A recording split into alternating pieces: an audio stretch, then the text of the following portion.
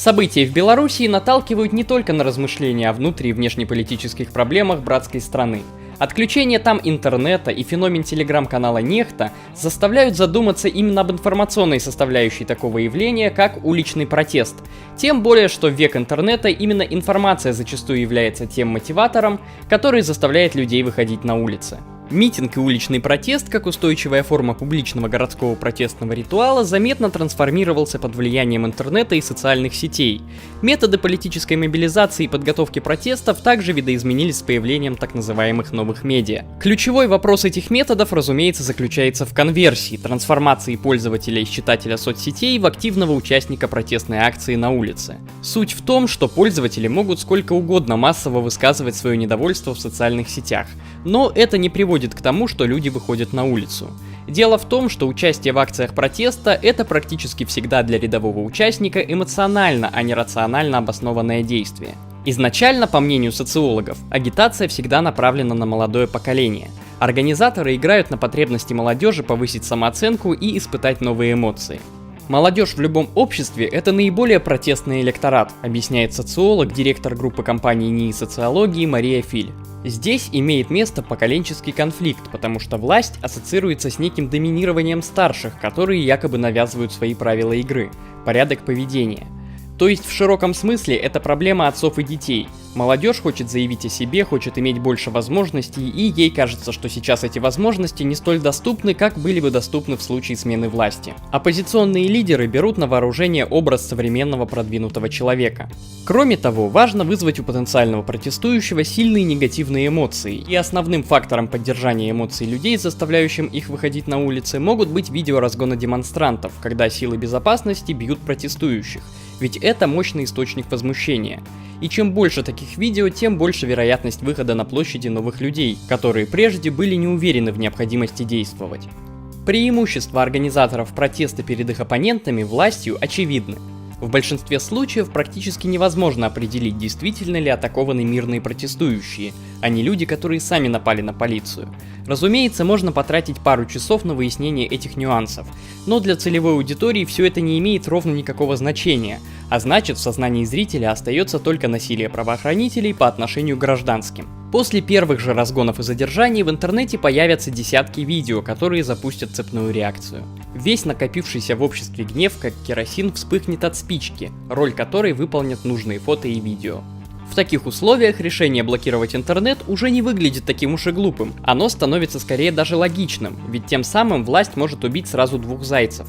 Во-первых, взаимодействие в интернете напрямую влияет на формирование правил поведения при протесте и задержании. В интернете протесты готовятся, там обсуждают проблему, рекрутируют сторонников, а затем, когда протест переходит на улицу, координируют действия толпы. А значит, необходимо лишить демонстрантов возможности координировать действия. Но еще важнее для власти, как я уже говорил ранее, лишить протест новой энергии, которую могут создать те самые видео разгонов и избиений протестующих. И в этой связи очень интересная ситуация, в которую попала Беларусь, которая заблокировала вообще все, что можно было, даже в ущерб собственной экономике, а Telegram с Нехтой внутри заблокировать не смогла. Здесь власти Беларуси столкнулись с абсолютно новой для себя проблемой, решение которой они не предусмотрели, и, вероятно, об этой проблеме даже не подозревали. Коротко эту проблему можно описать словосочетанием «дырявый информационный щит». Иначе говоря, попытаться отключить социальные сети, но не суметь этого сделать – еще более разрушительный шаг, чем просто не отключать ничего. Только по предварительным оценкам экономика небогатой республики теряла по 56 миллионов долларов в сутки. Но страшно даже не это, а то, что власть своими же руками создала информационный вакуум, который и заполнил оппозиционный телеграм-канал Нехта, создатели которого живут, кстати, в Польше, и который за пару дней набрал почти 2 миллиона подписчиков, став фактически основным координатором протестов и самым крупным русскоязычным политическим телеграм-каналом. Для сравнения, у популярного и достаточно авторитетного телеграм-канала Низыгорь всего 348 тысяч подписчиков, что раньше казалось огромной цифрой. У того же Алексея Навального в Телеграме всего 175 тысяч подписчиков. Я не буду разбирать канал Нехта в контексте протестов в Беларуси, меня больше интересует кое-что другое. Все указывает на то, что у нас под носом появился новый антироссийский медиагигант, который, ко всему прочему, является практически неуязвимым для российской правоохранительной системы.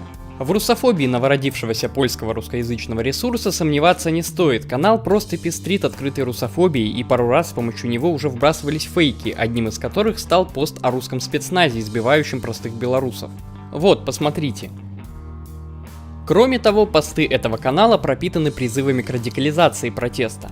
Интересны и личности авторов канала. Например, главным редактором Нехты является Роман Протасевич, который работал и на американскую радио «Свободу», и на литовско-польское Еврорадио.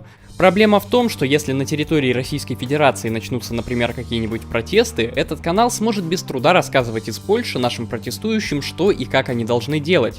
Причем за призыв, к примеру, бросить в силовиков коктейль Молотова, или стрелять по ним из фейерверков или ракетниц, товарищам из Нехты ничего не будет, они ведь в Польше, какой с них спрос? В этой гипотетической ситуации Нехта, призывая к радикализации протеста, будет действовать абсолютно не в интересах людей, ведь это в свою очередь приведет к жертвам среди как правоохранителей, так и протестующих, а также сведет на нет все возможные уступки со стороны власти, которых можно было бы добиться с помощью реально мирного протеста, как, например, в том же Хабаровске, где почему-то пока нет ни разгонов митингов, ни жестких задержаний, ни избиений граждан. Напротив, чиновник в ранге премьер-министра посетил Дальневосточный федеральный округ впервые за последние 13 лет. До Мишустина в регион приезжал Фродков в далеком 2007 году.